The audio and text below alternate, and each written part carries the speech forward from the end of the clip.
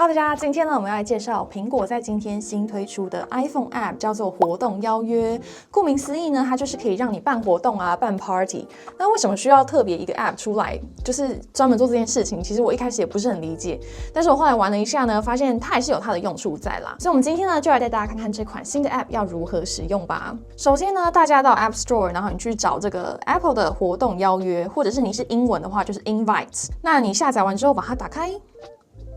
那我们来看一下它的界面哦。那我们就可以来新增活动，例如说你今天要办什么公园野餐啊，还是什么看电影的 party 啊，或者是你有什么 housewarming party， 这叫什么入厝仪式哦，或者是什么性别趴，有没有这种东西呢？就可以用这个 invite 来建立活动，然后发这个邀请函给所有人。例如说你今天要改地点、改时间的话，你都可以直接用这个 app， 那它就会发送通知给所有人。那我们现在新增这个活动，可以来加入背景。例如说，我今天可能要办一个甄嬛趴，有没有？现在很流行甄嬛马拉松，我就可以新增这个活动名称，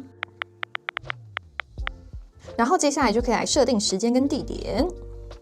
接着在主办人这个栏位呢，你就可以来形容一下你这个活动主要的内容会是什么。例如说，大家可能要自己带吃的啊，还是说有特定的 dress code 之类，也可以写在这边。例如说 dress code 红色。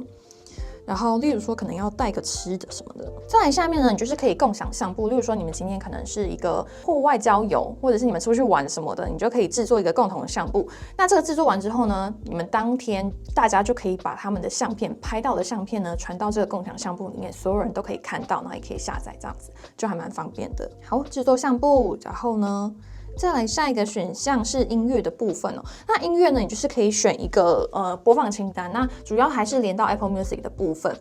但是我觉得这个部分呢，其实我觉得要更客制化一点，就是例如说所有人都可以进去，然后新增他们的音乐到这个播放清单，我觉得会比较好吧。好，那我们这个活动创建好了，我们来预览一下。那这个预览呢，就是受邀的人就会看到这个画面。OK 的话就按下一步。那这边呢，我们就可以传送邀请，那你也可以单独邀请哦。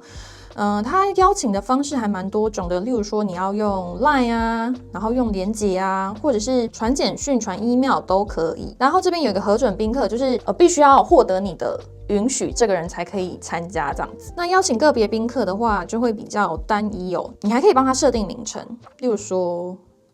我这边邀请果爹。它就会单独生成一个连结，我觉得这样子可能是比较好追踪吧，大概是，然后就可以分享这个连结。好，那我们现在呢，就来看一下收到邀请是什么样子。对，收到邀请呢，那这个人也必须要下载这款 app。如果你没有下载这个 app 的话，它就会变成一个网页。那个网页进去呢，你就还是要登入 iCloud 之类的，就有一点麻烦。那这个时候呢，问题来了，你可能会非常好奇，如果你今天不是拿苹果手机，你是拿安卓，或者是你今天没有下载 app 的话，你点进那个邀请链接会发生什么事情呢？那我们这边实测呢，你点进去，它就会变成一个网站，一个 iCloud 的网站，然后你必须要验证你的 email 或者是你的 iCloud 账号才行。那如果你今天是拿安卓，然后你验证了 email 进去的话，它的界面其实就跟 app 是一样的啦，你就是可以选要不要参加，然后你可以跟他留一个言啊，然后感谢主办人之类的。那他所有的通知呢，都会变成 email， 就是他的，比如说改日期、改什么东西，他都会直接发 email 到你的信箱里面。还有一点呢，要特别注意的就是你必须要手动加入你的行事历。就是因为它那个网页就是没有办法串联你的 app 嘛，所以呢，今天你收到这个链接，变成你要手动的去加入你的行事历，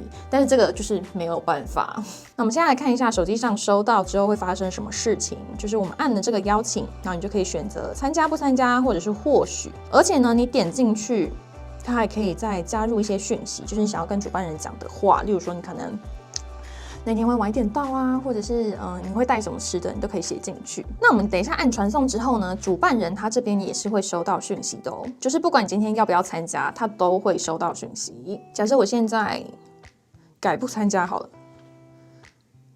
他这边就跳出了这个通知，然后你就可以点进去，他这边就会写艺人会参加，然后你就可以再点进去，就可以看一下里面不参加啊，或是还没有回应的人是谁。它就会是一个列表，这样子就还蛮清楚的。那下一个我觉得还蛮不错的一个功能呢，就是你今天要调整日期啊，或者是你的活动有变更，或者是你要传送一些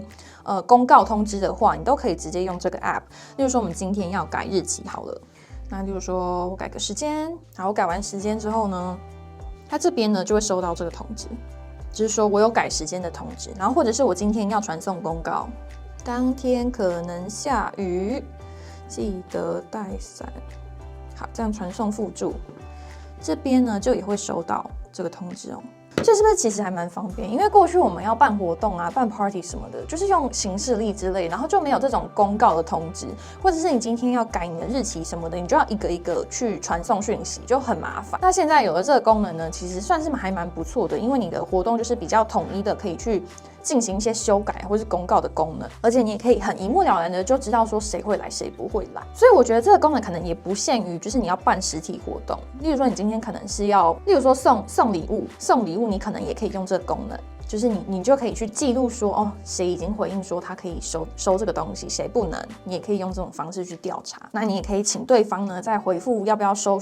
礼物的时候呢，直接把他的地址填下来，这也是一个方法。那接下来我们回到这个画面呢，大家看到一个活动，它就会像是一个卡牌这样子排列在这边呢，你就可以非常清楚的看到每个活动。受邀的人呢，它这边上面就会写参加或者不参加，那你也可以直接点进去，然后把它加入行事历。其实我觉得这个行事历它应该要你在收到这个活动的时候就要自动加入才对，不应该是我们还要手动的去把它加进去，这样有点不太直觉吧。在行事历里面就没有，就是你还是要手动的去把它加进去。因为我觉得这个功能其实如果它是内建在行事历就非常合理。这个功能它其实没有大到说你需要特别去建一个 app， 只是我觉得他们可能觉得行事历现在的功能就已经够复杂，它版面已经有点够满了，如果要再加这个功能可能有点麻烦，或者是会太眼花缭乱。不过这个 app 到底它的用途，我是不太确定我会不会很习惯的去使用它。我觉得可能要再想一下，除了办实体活动之外，有哪一些功能蛮适合用到这个 app 的，可以稍微想一下。所以这个 app 呢，大概就是这个样子。不知道大家对这个 app 有什么想法呢？我觉得如果你很常办活动，可能会觉得它很好用，但是像我这种 I 人，好像没有什么用到的时机耶。对啊。